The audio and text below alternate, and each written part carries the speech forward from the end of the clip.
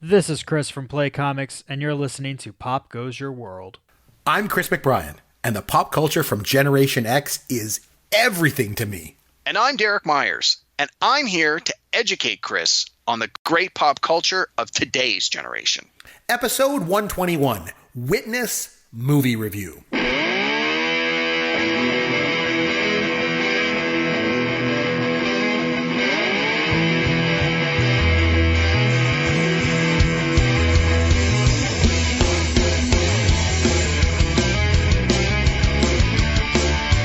I'm Chris McBrien, along with Caveman Derek Myers. You're going to find us on Twitter at CMcBrien for me, at Amaron_DM for Derek.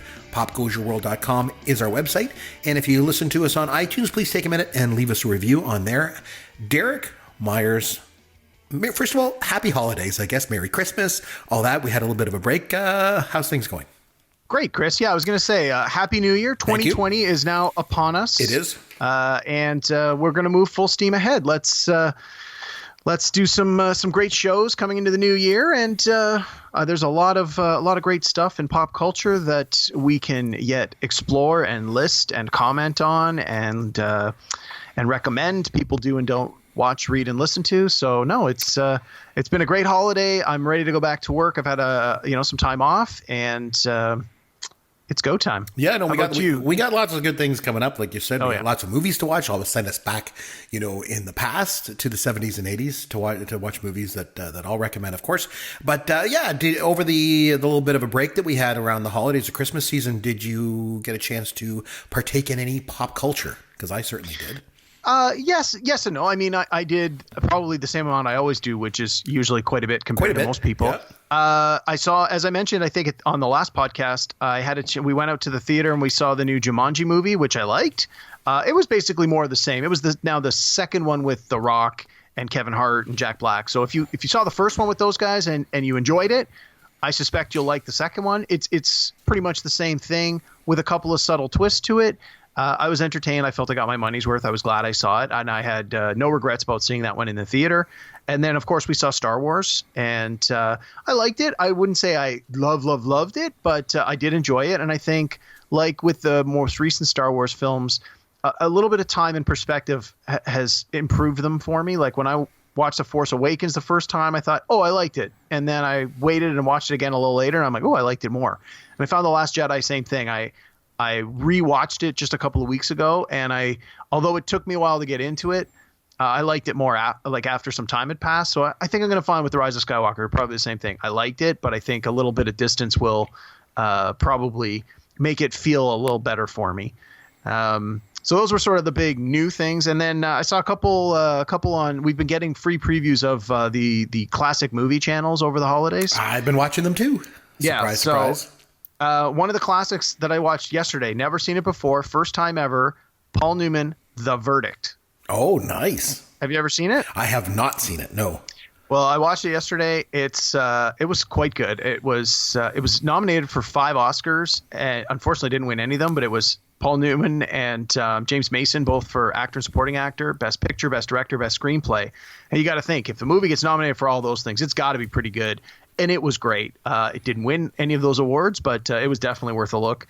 And I watched a documentary that just came out called Framing John DeLorean, about the time machine from Back to the Future, the DeLorean car. The DeLorean, he was quite a character. And I didn't really know much about him other than he was a lot of controversy around his lifetime, and there's some arrests and drug use. Yep. Yeah, but I didn't know the specifics. So this was a documentary with scenes that were recreated from real footage and from real stories, and they had Alec Baldwin playing John DeLorean in the recreated scenes, but at the same time they were interviewing Alec Baldwin, the actor, as part of the documentary. So it was this interesting style of telling this story as both a documentary and these reenactment sequences, and it was quite interesting. Again, you watch a documentary, you always learn something, and I definitely learned something watching this one. It was I think I saw it on Netflix, so it's out there now, and I enjoyed it a lot.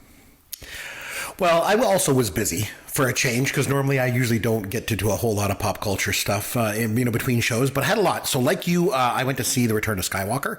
My son, he's 10, and of course we had tickets for opening night. He's all excited, right, to go see it. So yeah, we went to see it. Yeah, I could take it or leave it. It was all right. And then a couple really interesting things happened over the holidays. Like you, we also have the preview networks with these. Like there's like one for the 70s, one for the 80s, one for the 90s. And my wife on Christmas Eve says, I've never seen Die Hard. And I'm like, oh man, that's about to change. So funny enough, I went and I put on the 80s preview chant, like the one that we're getting, and Die Hard was starting right at 9:00. So I was like, that's it, we're watching it. So we sat there on Christmas Eve and we watched Die Hard, and she loved it. Wow, so great. It was great. Yeah. Like finally we watched a movie together, like an older one that she really, really liked. So that was really cool. And then another thing is that we flipped over to the 70s one. Now the 70s one also shows movies from the 60s as well. And I had her watch just like 2 nights ago, we watched The Graduate. She'd never seen it, with Dustin Hoffman. And it was like his first movie, right? And she absolutely hated it. I didn't care for it either. She didn't like it. She's like, this is boring. She goes, I've heard you talk about this movie. You said it's so good. It's such a great movie. She's like, it's dumb. It's boring. I don't get it. The end of the movie, she's like, what happened? They just sat at the bus. They didn't even talk to each other. And I'm like, that's the point. Like, that's the point of this film. And she's like, I just don't get it. I said, but it's about a whole generation. That's what's happening. And the fact that Mike Nichols had never directed a film and came in with such command of film as a craft. Oh, I thought the movie was fantastic. And watching it again, I hadn't seen it in probably 25 years. But watching it again, I was just, man, is that movie good? And she's like, God, this is dumb. So we had real opposing viewpoints on that. So it's not just the Yancey movies she doesn't like. Yeah, apparently. The Chris movie. And then an interesting thing happened. So I've been saying all along that I want my son, he's 10, I want him to watch Meatballs. Because, I love that movie so much. I love it more than anything, right? So I'm like, I want him to watch Meatballs. And my wife is like, well, let me look it up. She looks it up on IMDb, and she's like, no, it says that there's like sexual themes and there's this and this, and there's no way he's not watching it. I'm like, it's all harmless. It's like they don't do anything. There's no nudity and anything like that. It's all harmless stuff. Like, it's fine. So she's like, well, he's not watching it unless I watch it first. So one of these times I'm going to have to watch it. So anyway, the other night we're sitting there and the kids go to bed. I'm like, well, what are we going to do? And she's like, why don't we watch Meatballs? And so immediately Chris, it's like true love all over again. I immediately said, I married the right woman. It's just so wonderful. And so I thought right away, this is great. I married the right woman.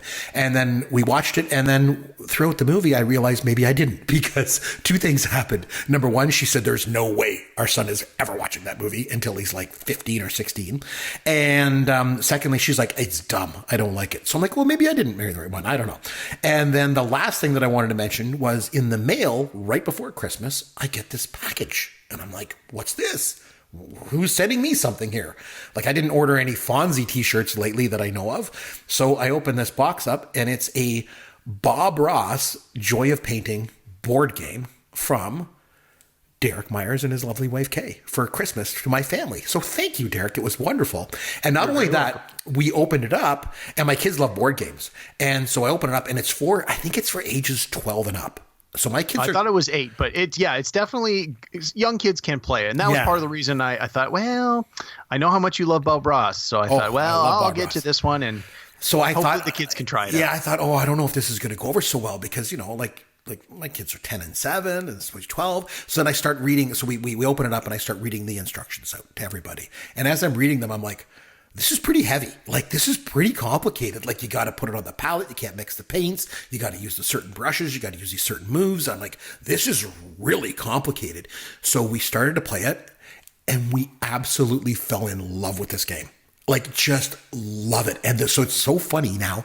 I'm able to use my Bob Ross game as like leverage on my kids. So thank you, K-Man. So like even tonight, or this afternoon, they were going on and on about something. I said, hey, listen, if you guys behave after dinner, we'll play Bob Ross. Right away they behave. They come right in line, because they just love Bob Ross games so much. Nice. So thank you very much to you and your wife, because it's a great gift. They absolutely love it. And I do too. It's a lot of fun to play. I haven't won yet. I've actually finished dead last every single time that we've played, but the kids love it, so it's all good.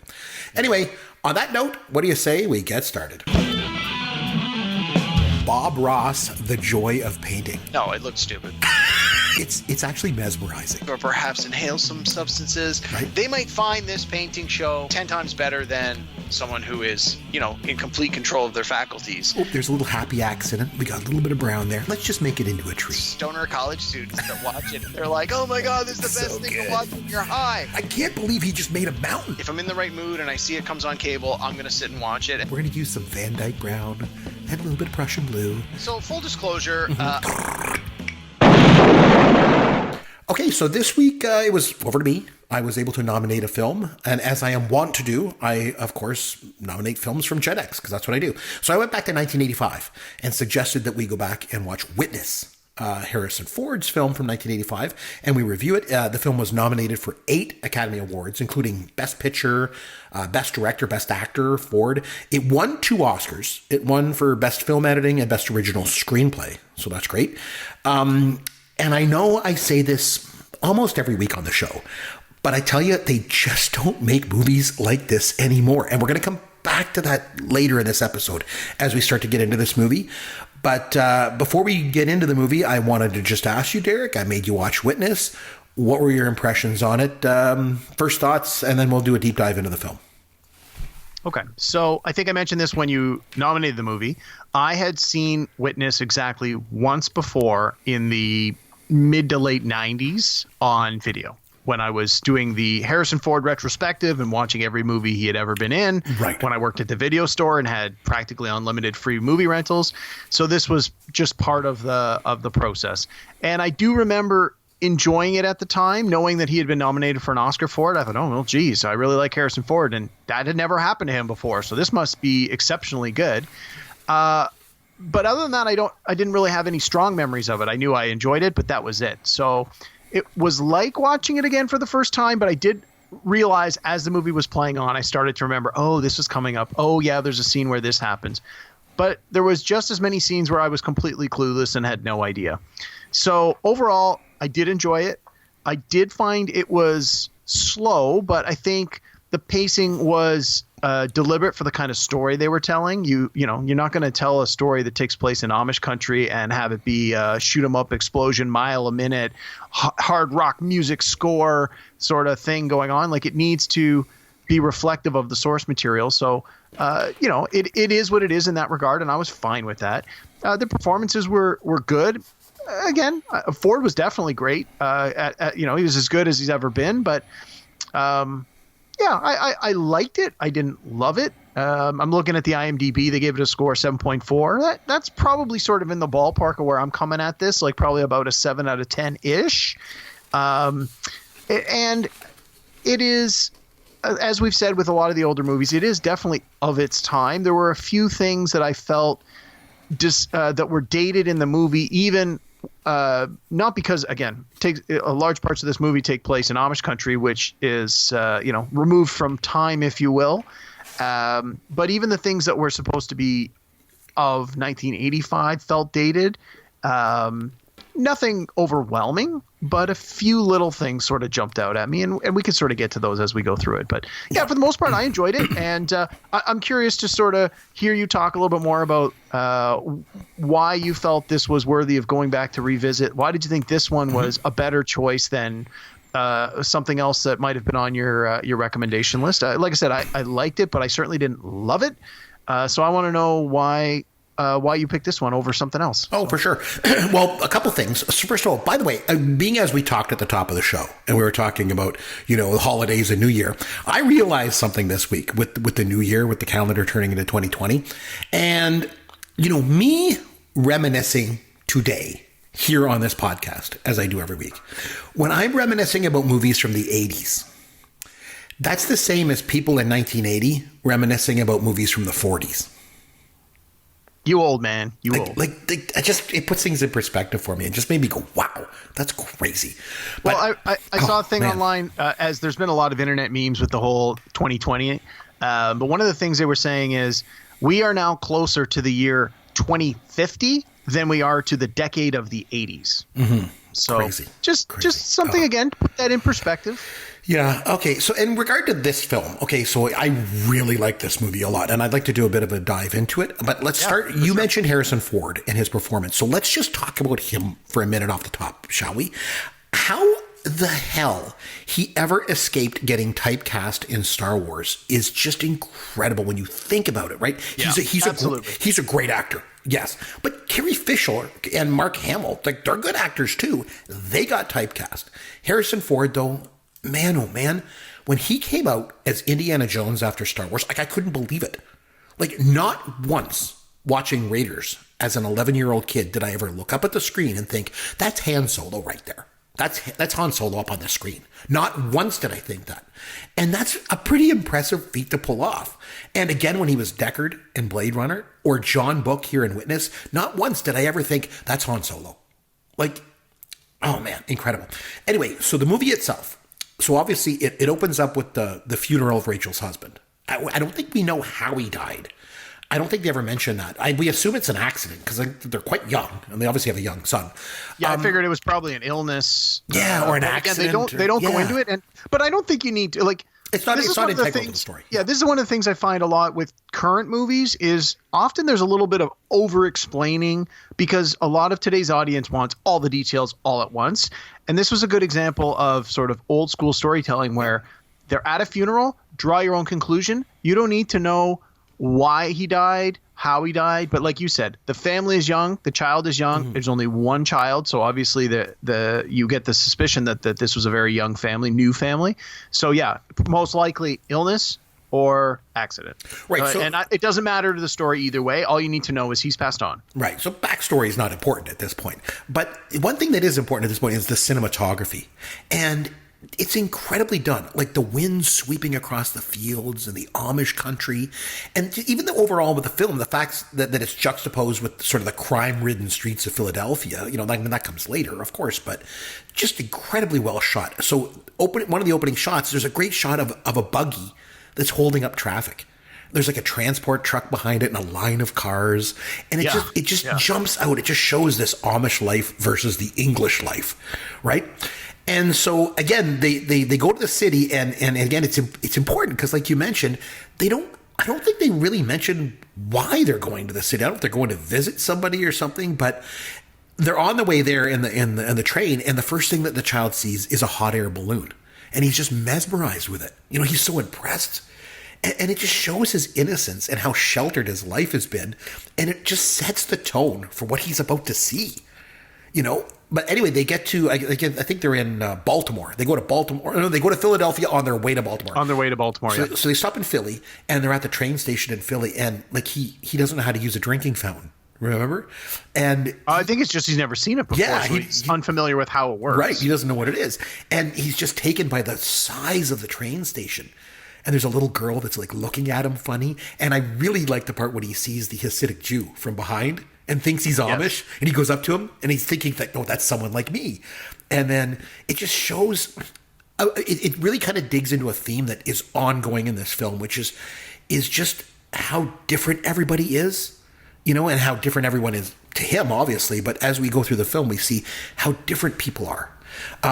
The other thing I thought was interesting in that scene was the statue, and I think it was like an angel with Jesus. And it made me think, like the religious monuments in the English world center around pain and suffering, it seems. And it's really shown because the boy and his mother kind of just stand there and they look at it. And I think it's kind of conveyed to the audience because they just stare looking at this statue in kind of wonder. You know what I mean? Yeah, this is one of the things. So anytime we do one of these movie reviews, I always go on the IMDb and I read up on the trivia. And this is one of the things that I was glad they had talked about in there. They said the statue is called Angel of the Resurrection, and it is a depiction of the Archangel Michael lifting a deceased soldier from the battlefield.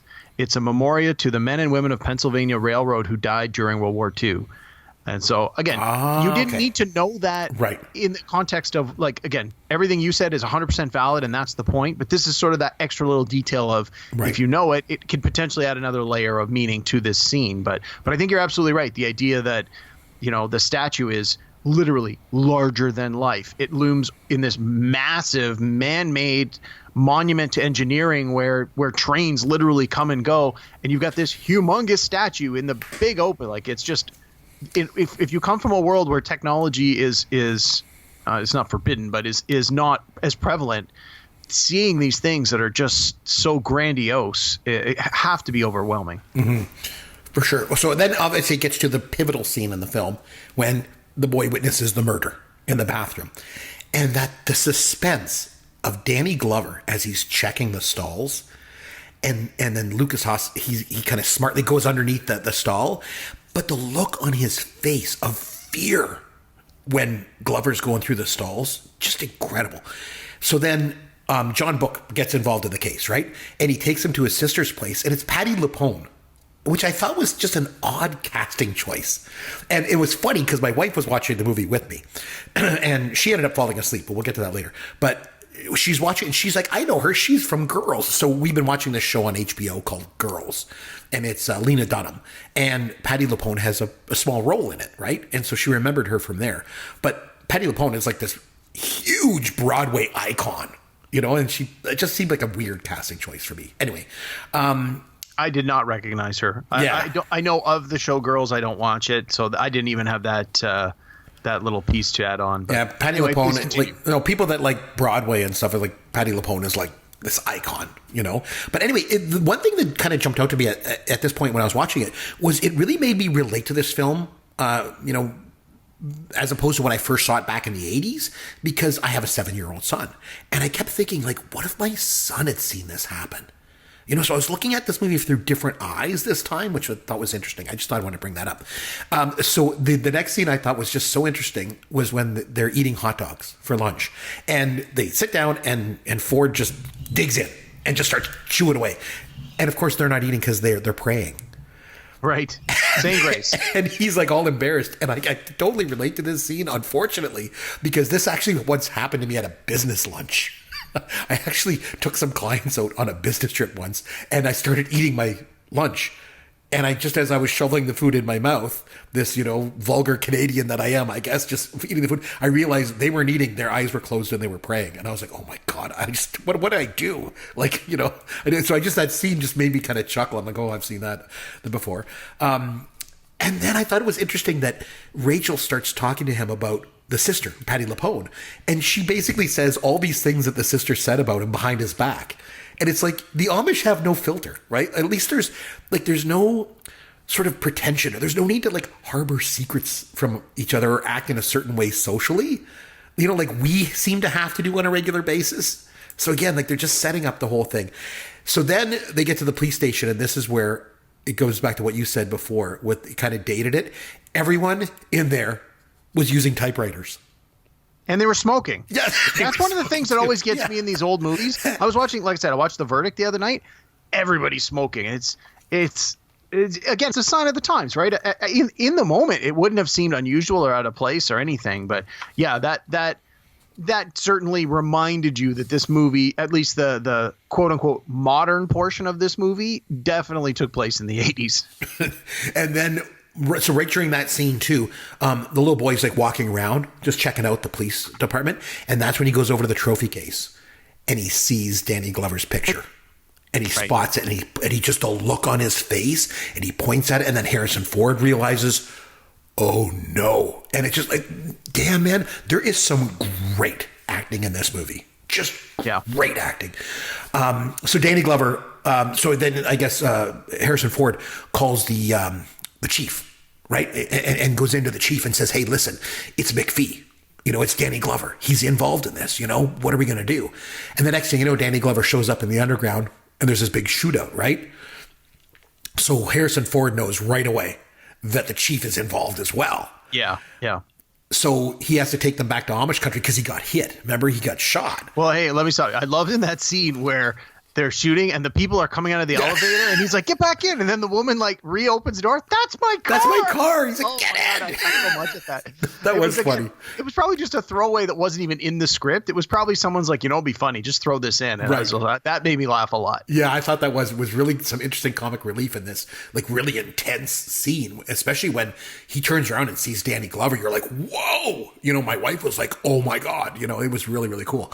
But yeah, he takes them back to where they live in Amish country, and he's like, there's not going to be any trial because he knows the chief is in on it, and oh man, and then the doctor like helps treat him like with like milk and linseed oil and teas and stuff like that. And then the scene that I thought was again interesting, they keep setting up this theme, is he's unconscious and Kelly McGillis is like nursing him back to health, and he swears in his sleep. And he starts like swearing. And again, it just shows the contrast in their lifestyles, and it just sets up the whole movie. But then it immediately goes into where Samuel finds his gun. Right. And I think it's just this great scene. And the actor that plays Eli he's Canadian, right? But Eli says, he sits Samuel down at the table and he goes, he's talking about the gun, and he goes, this gun of the hand, it's meant for one thing, to take human life. And Samuel goes, well, I know that bad men, they deserve to die. And Eli's like, these bad men by sight? Like you can see into their heart? Right. And Samuel's like, I can see what they do. And then Eli has this great line where he says, and by seeing, you become one of them. You need instead to come out from among them and be different. And then you're just like, holy smokes, this movie is pretty profound. Like it's pretty profound. I don't know. I at this point, I'm really liking kind of the juxtaposition of the two different cultures. You know what I mean? I just thought it was great. So then he's got to go into town, and I love how his bullets are in the sugar jar, like she's hid them, right? To keep them away from the boy. And then the boy's showing him around the farm, and it's really crucial for the plot because he sees the corn silo and how it's all stored up in the top, right? But then the scene that I really liked was at 4:30 in the morning, Eli wakes up, Book. It was, come on, we're going to go milk the cows. And I said to my wife, I'm like, and maybe you don't, I don't know. Why so early? Like, why do you have to get up so early in the morning to milk cows? Like, does the milk go bad or something if you wait till like 9 a.m.? Like, what's going on? Well, I think it's just like farm life. You want to be up at the crack of dawn so that you are at your best when the light comes in. And I mean, not that I've ever, no, that's not true. No, I've never worked on a farm. I have been to a farm, but it could also have something to do, again, I'm just totally guessing here. It could have something to do with if it's nighttime, maybe the animal is still more passive if it's dark out. I don't know. I don't know. One of my best friends in high school, he was a farmer, and I used to go over there a lot of time, and we hang out on weekends and stuff and go out. And yeah, he had to get up early and do all these chores. But I'll tell you the one thing, like I was saying to my wife, the milk that he had in his house was so good. It was like this fresh milk, and then like the cream was on the top, and they'd like spoon it off. Oh, it was so good. But anyway, that's neither here nor there. I love the scene too when Daniel Hochleitner comes over and they have like this Amish date, and it's just him and Rachel sitting on the swing drinking lemonade, and they say nothing to each other in this whole thing. And as I'm sure you probably realized, Daniel Hochleitner, the actor was in Die Hard. Yes, Alexander Godunov, and he was from Die Hard, which we had just watched the other night, and my wife was like, "Oh, I know him." Anyway, and then the next scene, then she takes lemonade to John in the barn, and he's trying to repair the birdhouse because he ran into it when he passed out from losing all the blood. And I'm sure you probably know this because you're a trivia guy like me, but like by trade, Harrison Ford is a carpenter by trade. Yes, and that's the rumor, right? Or not the rumor. That's the story. Is he was working on sets when Lucas found him? He was a set builder, part-time carpenter. I think he was a set builder. He was hired as a set builder for American Graffiti. Right. And then they were like, hey, this guy's great. And they had him do line readings and stuff just because he happened to be in the right place at the right time. So I like how they play that. And there's another scene coming up, too, where they play on it again, with showing his carpentry skills, right? Well, isn't there a line at one point where they give him a hammer or something? They say, like, are you good with woodwork, or do you know what you're doing? And he's like, yeah, I dabble a little, or something like that. And that's sort of a little wink, if Exactly. So I like this. She brings him the lemonade. And again, the whole movie is all about the two different cultures, right?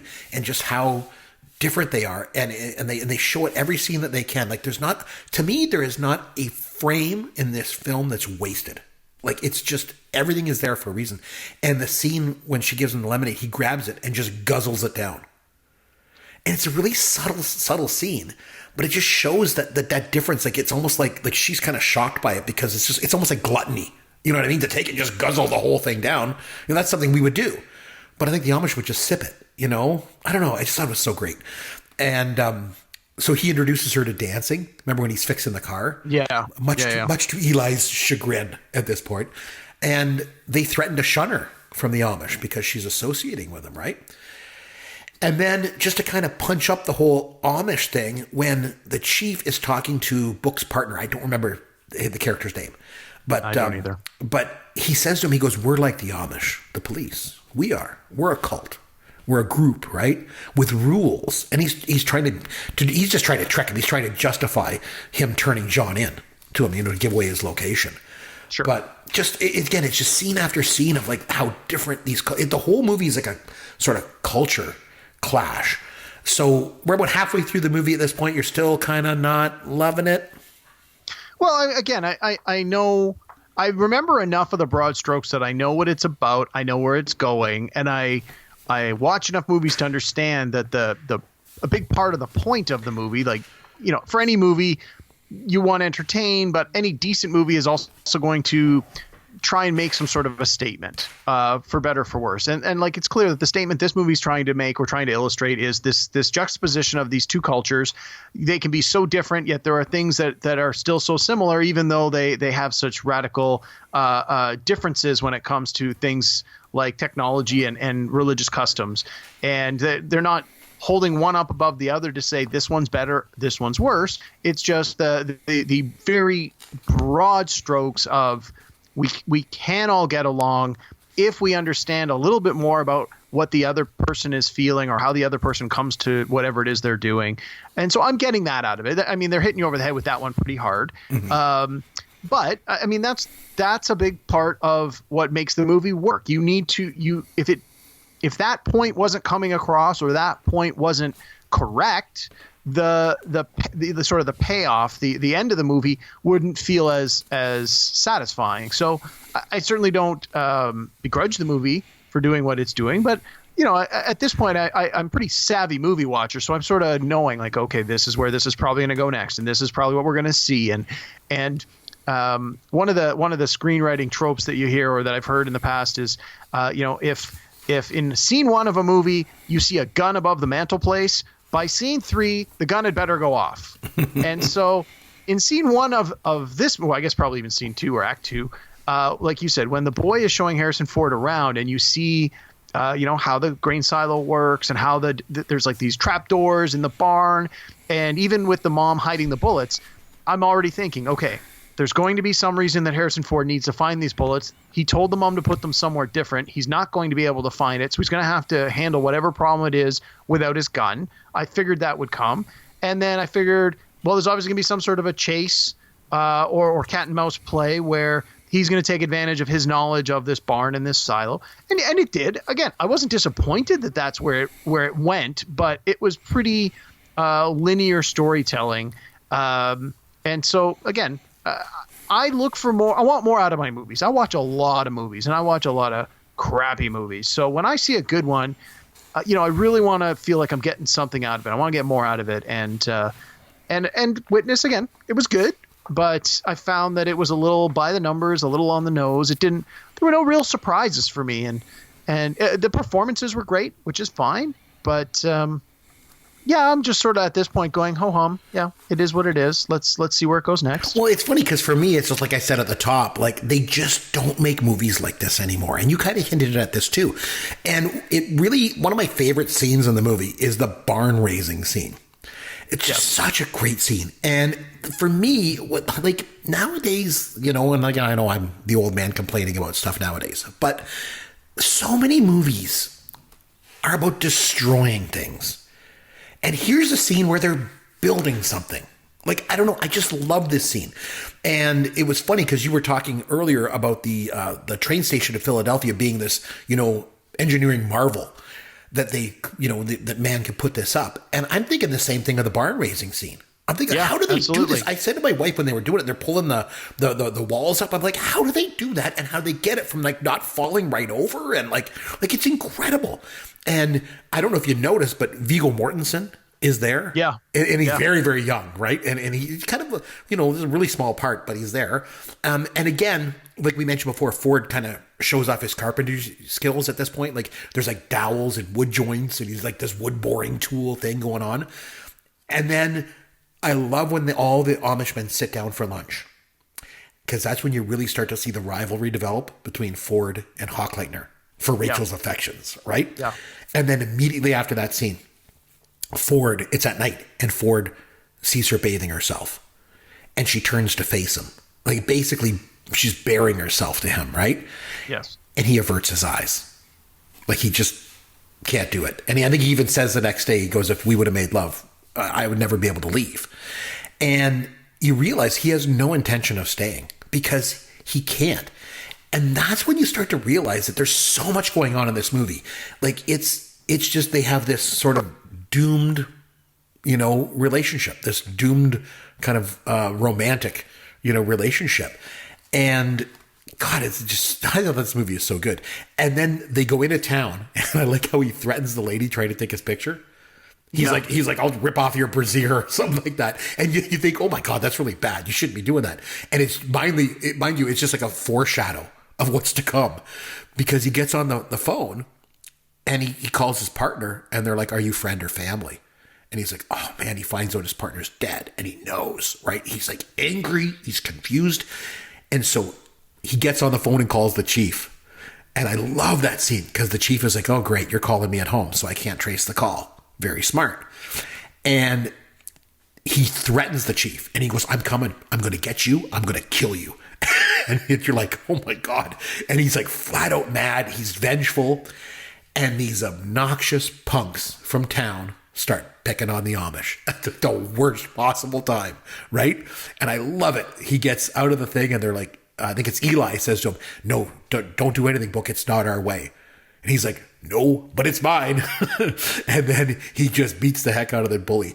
And it's funny because like, this bully is like your, I guess, sort of stereotypical bully, just gutless punk, right? And he's just no match for this like hardened Philly cop who he thinks is an Amish guy. But obviously, really integral scene because it blows his cover, right? The local cop comes, and that the chief has been in touch with the local cop, so you just know this is coming to a boil now, right? And then he builds that kind of contraption out of wood for Samuel. Then it looks kind of like the mousetrap game or something. Again, his carpentry skills, right? Yeah. And by the way, that gift that he gives to Samuel beats the crap out of Hochleitner's wooden horse puzzle piece from earlier in the film. Remember that? Yeah. It's so much better. But Rachel sees it and obviously knows, okay, he's leaving, And even Eli, I think, says he's going back to his world. That's where he belongs. He knows it, it, And I love it because she takes her bonnet off and leaves it on the table, like to signify she's just taking off her Amish heritage just for a minute. Yeah. So she can go to him, and of course they kiss. This movie has everything in it. It's got action, it's got adventure, it's got romance, intrigue. It's so good. I think it's masterful filmmaking from Peter Weir. Now, he also did, he didn't do a lot in his career, but he did some good movies. Like The Year of Living Dangerously was good. I thought Gallipoli was really good. The Truman Show, I think you've said you liked that, or Yancey I really liked the it Truman too. Show, Yeah. As soon as I saw his name, I'm like, Peter Weir, why do I know that name? And I looked him up, and I recognized the titles of some of the movies, but I hadn't seen many of them. But the few that I had seen, that sort of the newer ones, I'm like, oh, I like that, and I like that, and I like that. So, yeah. Yeah, like I say, he hasn't done a lot, and he's kind of like, kind of took the foot off the gas of, the directing career, lately. But I mean, he had some good films. But I think this movie's masterful. I think it's a masterful thriller. I think it's a masterful love story, like I mentioned. The scenes about the Amish to me are almost documentary in nature. And then, of course, the whole fish out of water tale. And it works both ways for the boy and the mother in Philadelphia. And then for Book when he's in Amish country. I think this movie has everything. But going back to Harrison Ford for a minute, because you mentioned him at the top, we were talking about him. I think, hands down, best performance of his career. Do you agree? No. No? Okay, so what film do you think he was better? Raiders of the Lost Ark. As Apex. Well, I think that's his best movie, no question. No, I think that was his best. I think that the character of Indiana Jones required not only someone who could act, but someone who had that sense of humor and someone who had the right amount of charisma. You hear the stories of how they wanted Tom Selleck and there were to play Indiana Jones. Yep. And because of Magnum PI, he wasn't able to get out of contract. But I've heard and read things that Tom Selleck did some screen testing, and Lucas and Spielberg were like, he's not really getting it. He's reading the lines we're giving him. He's following our direction, but it's that subtle something that would make this character pop that he's not getting. That when Harrison Ford had the opportunity, they're like, that's the guy. He gets it. And I think that in my mind, that is a real achievement for Harrison Ford to be able to play more than just the character that's on the page, hear the direction you're getting from someone as great as Steven Spielberg, and being able to take it to that sort of next level above and beyond the actual stage direction that's being provided, and add that bit to that character and perform it in a way that is like, this is what the people who created this character in this movie are exactly expecting. And I think that's harder than people would expect. So you just sort of dismiss it as, well, it's an action movie, and he does the right things, and he says the funny lines, haha, and he punches out the bad guy and he cracks the whip. But there's a lot of subtlety and nuance and work that goes into that Indiana Jones character for it to be as good and as successful and as memorable and as it was. And to me, that's Harrison Ford at his absolute best. He was definitely good in Witness. I have, it's definitely, probably his top 5 performances, but in my mind, Raiders of the Lost Ark is his best performance. And I get it. I mean, Raiders of the Lost Ark is one of my top 3 films of all time.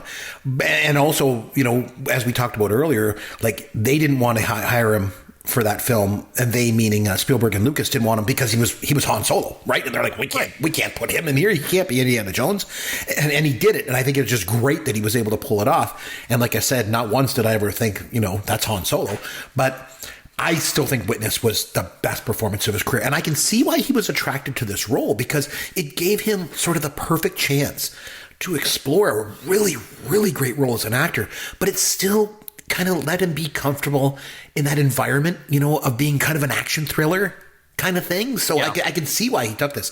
But now for his work in the movie, he was rewarded with his only Oscar nomination, right? Correct. And yep. he didn't win. He lost to William Hurt that year. But Kelly McGillis wasn't nominated for her role. And I think that's a bit of a shame, to be honest with you. And I'm not sure if it would be considered a leading role or a supporting role, but either way, I don't think the Academy got it right with the nominations that year, because I think she could have been nominated in either category as, leading actress or supporting actress. Because I thought it was a weak slate that year when you think about like Jessica Lange and I was going to say, do you have the list of the nominees there? Geraldine Page won for The Trip to Bountiful. Okay, but Anne Bancroft was nominated for Agnes of God. Whoopi Goldberg in The Color Purple, Jessica Lange in Sweet Dreams, and Meryl Streep in Out of Africa. That was lead actress. But in a supporting actress, Angelica Houston won for Prizzi's Honor. But there was like Margaret Avery for The Color Purple, Amy Madigan, Meg Tilly, and Oprah Winfrey. I don't know. I think they just overlooked her. I really do. But anyway, just back to the movie for a second, because I really like the end of this movie. And again, it just goes back to what I said earlier about how they don't make movies like this anymore. And I think that is really punctuated by the end of the film. Because I think if the movie were made today, remember when the cops come at the end? Yeah. If they made this movie today, there'd have been more of a shoot 'em up kind of, but instead it's this realistic scene at the very end. It's like surrounded by all the Amish that are unarmed. And instead of going into some like elaborate, wire fighting scene or jumping across rooftops or something, it just ends. He knows it's over. He's no match for the kind of the peacefulness of the Amish. God, it's so good. It's so good. But that scene, I love the end. So Book tells Samuel to run to the Hochleitner's farm. He's like, run, Samuel, run. And Samuel's line is so funny. He's like, but you don't have your gun. You know, like he's almost like kind of like seeing things from the English perspective at this point. And then, like you mentioned, you know, there was that foreshadowing because Book goes up the ladder beside the corn silo, and Fergie takes the bait, goes into the silo, and he just releases the corn and buries him. I think he actually chokes him out from the silage, but he gets Fergie's shotgun. And Fergie, by the way, a Canadian actor. Angus McGinnis. Was he? I wanted to ask you that. Was he in Strange Brew? Yes, he was Rosie LaRose. Okay. That's where I recognize him from. I'm like, I recognize that guy. And I'm like, I think he's from Strange Brew. Oh, but it gets better. Not only was he Rosie LaRose in Strange Brew, he was Gold Leader in Star Wars, my friend. Yeah, no, that I knew. I looked him up after, and I was like, oh, yeah. So. Yeah, Angus McGinnis. Oh, and I remember him being in like The Littlest Hobo and stuff. And anyway, so I love this scene. So Eli and Rachel are in the house, and the chief comes in to get him. And Samuel is in the other room. He did run to the Hochleitner's farm like he was told to. But the chief doesn't see him, right? So he gets Eli and Rachel to come out, and Eli motions like to pull the rope to ring the bell. Yeah. And so he does. And like the kid pulls the bell, and it alerts all the other Amish. They all come over to the Lap farm to see what's going on. And the scene is so good because, like I said, the chief takes Rachel hostage. And then instead of this being this big shooting up match, it's a yelling match. They just yell. And all of a sudden, all the Amish are there. And Book's like, what are you going to do, Paul? You going to shoot me? You going to shoot her? Shoot the boy? He's like, it's over. Enough. And the chief just gives up. Like, it's just so... What other options did he have? I know. It's just so realistic. I don't know. It doesn't turn into anything over the top. It's just over. It's just brilliant. I don't know. I love it. And... then when Book and Samuel go and sit by the stream to say goodbye to each other, they don't even talk. Book just gets up and he says goodbye, Samuel. Samuel doesn't say a word to him, right? And then he says goodbye to Rachel, and it's like heartbreaking because the thing is, they've both experienced so much loss, and they really need each other, but it can't be. Their lives are just so different. And it's so crazy because if you think about it, you got two human beings living not only in the same country, but in the same state. And yet they're so colossally different that even love can't bridge it. Like it's just so powerful. So then he just drives away. And for a second, remember, he stops to say goodbye to Hochleitner. Yeah, I like that they didn't tell us, like there wasn't all of a sudden a close-up cut to the car where you hear the exchange.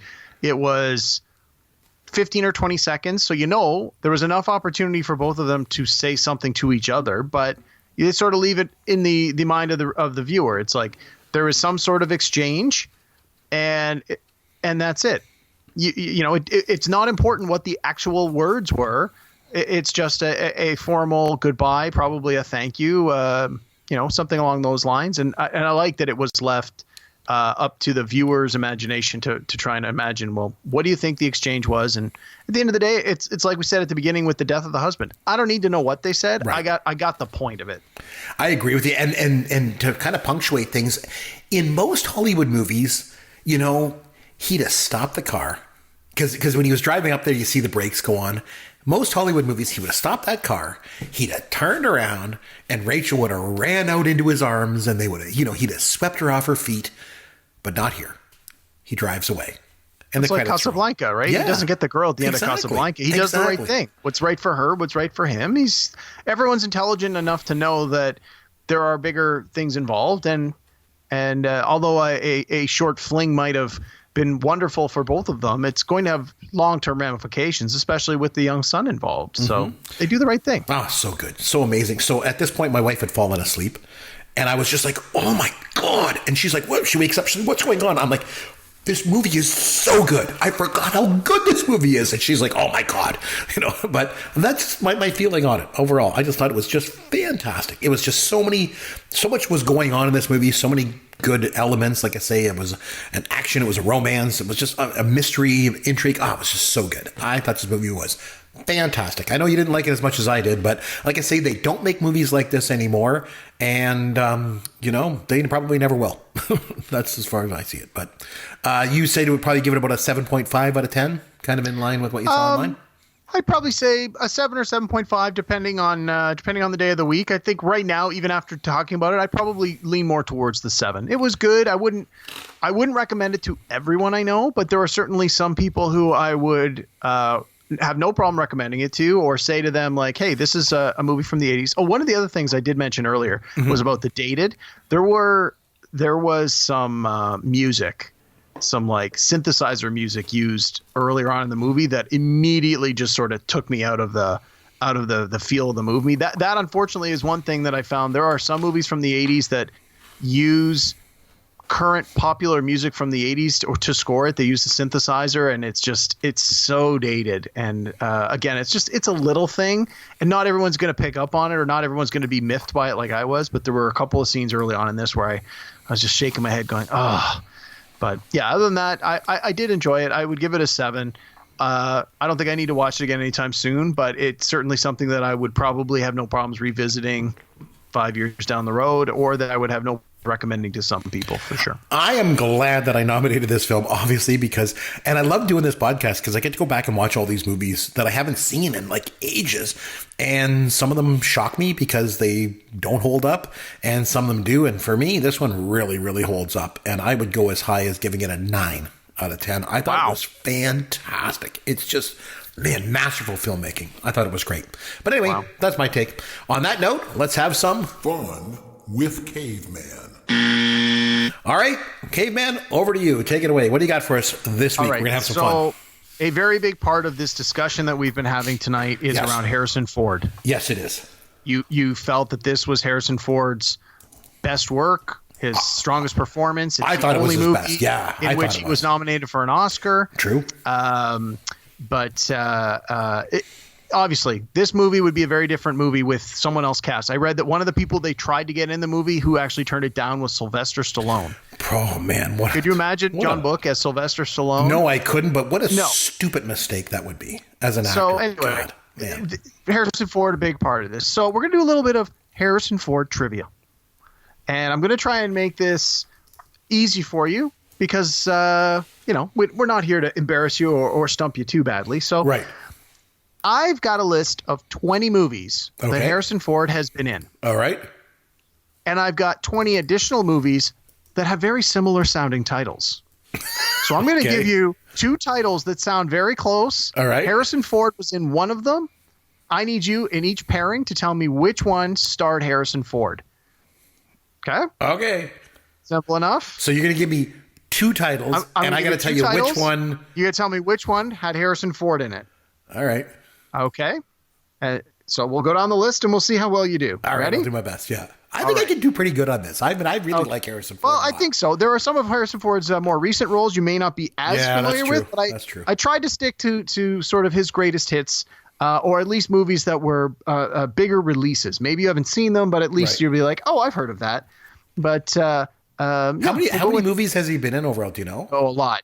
I had to pare back the list pretty good to get it down to 20. Wow. All right. Ready? I think I could do good on this, but we'll see. Yeah, okay. Go ahead. Okay. I'm ready. First ones. Which one starred Harrison Ford? Yeah. Age of Ultron or Age of Adeline?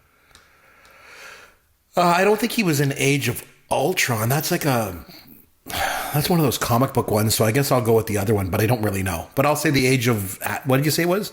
Age of Adeline. Yeah, that's right. I'll say that one. All right. Yeah. Okay. All right. Ooh. That was a process of elimination, not that I actually knew it. What was Harrison Ford in Annie or Sabrina? Oh, he was in Sabrina. It was a remake. Yes. Was Harrison Ford in Crossing Over or Crossing Delancey? He was in Crossing Over. Was Harrison Ford in Extreme Measures or Extraordinary Measures? Oh, jeez. That's a good one. I will say he was in Extreme Measures. Nope, that one had Gene Hackman in it. Oh, Extraordinary Measures was Harrison Ford. I don't know either one. All right. When did they was Harrison 1996 for Extreme Measures and 2010 for Extraordinary Measures. I didn't even know it. Okay. All right. Was Harrison Ford in Patriot Games or Patriots Day? Oh, he was in Patriot Games. Yes, he was. Was Harrison Ford in Random Hearts or Hearts in Atlantis? Oh, Random Hearts? Yes. Just guess. Yes, he was. Know. Hearts in Atlantis had Anthony Hopkins. I don't know either one of those movies. Hearts in Atlantis was based on a Stephen King book. Okay. All right. Was Harrison Ford in Scream or Frantic? Oh, he was in Frantic. Was Harrison Ford in Space Cowboys or Cowboys and Aliens? Oh, he was in Cowboys and Aliens, I think. Yes, he was. Yeah, it was like Clint Eastwood or something too, right? Yeah. Ish. It had Daniel Craig. James Bond was in it. Okay. Space Cowboys had Clint Eastwood. Oh, so that's where I'm getting confused. All right. All right. Was Harrison Ford in Wanted or The Fugitive? Oh, he was in The Fugitive, of course. Yeah, was. Okay. This one's a little tricky. Was Harrison Ford in Anchorman, The Legend of Ron Burgundy, or Anchorman 2, The Legend Continues? Oh, I watched maybe 10 minutes of Anchorman and I turned it off. So I hated it. I'll say Anchorman 2. He was in Anchorman 2. What the hell is he doing? Boy, has his career gone downhill. Man, oh man. Was Harrison Ford in Blades of Glory or Morning Glory? I'll say Morning Glory. Blades of Glory was about figure skating. That's what I figured. Yeah, it was process of elimination. All right. Was Harrison Ford in Ender's Game or Molly's Game? I think he was in Ender's Game. That's a pretty recent movie, I think, isn't it? Those are both recent movies. Yeah. I remember hearing it was kind of dumb, but I don't know. Is that your answer, Ender's Game? Ender's Game, yeah. That's correct, yes. And Molly's Game was about gambling. It was written by Sorkin. It was great. Okay, was Harrison Ford in Firewall or Firestarter? I don't think he was in Firestarter. I don't know what Firewall is, but Firestarter was with Drew Barrymore, and he wasn't in that one. So I'll say Firewall. Right, you're doing good. I'm doing pretty good at this. Yeah, I like it. It was a trick one at that. All right, was Harrison Ford in Presumed Innocent or An Innocent Man? Oh, he was in Presumed Innocent. He was. And do you know who was in An Innocent Man? We already talked about him tonight. An Innocent Man? No. Tom Selleck. Oh, well, there you go. All right. Was Harrison Ford in Regarding Henry or Hardcore Henry? No, he was in Regarding Henry. Hardcore Henry sounds like something really nasty. No, it's an action-adventure movie. It's a first-person shooter style. Oh, okay. Came out in 2015. Was Harrison Ford in Six Pack or 6 Days, 7 Nights? Oh, he was in 6 Days, 7 Nights. That's the one with that Anne Hesh, right? Yes. They crashed on that island. Yeah, I remember that. Yep. All right. But there's only a few more to go. Was Harrison Ford in The Devil's Advocate or The Devil's Own? Both came out in 1997. I will say The Devil's Advocate. No.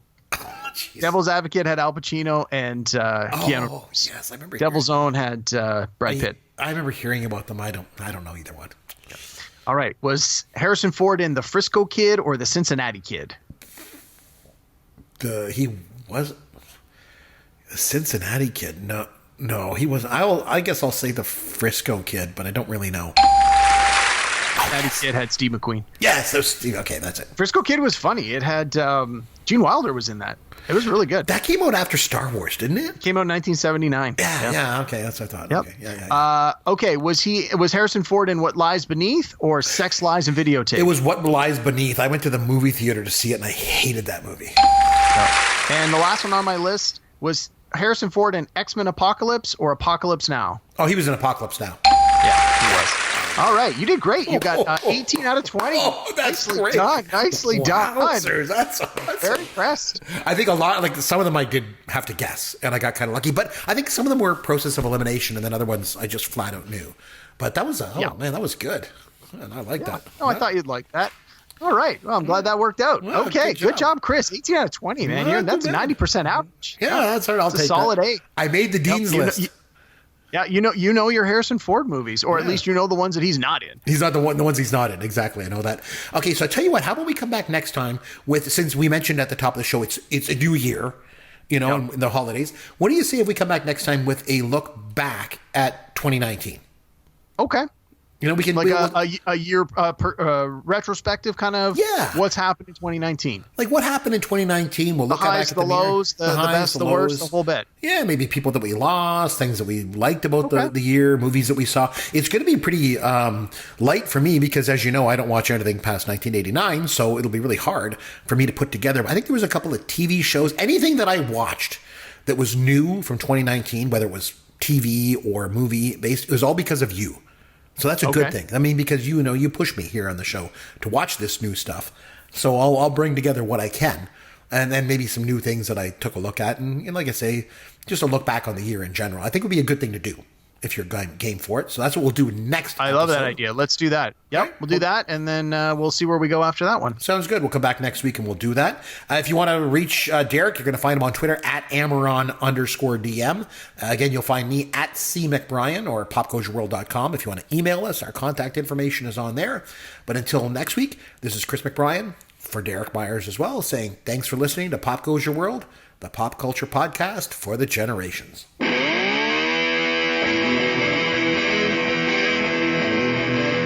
Thanks for listening to Pop Goes Your World. You can contact Chris and Derek at popgoesyourworld.com. Please take a minute and review the podcast on iTunes or wherever you download and listen to the show.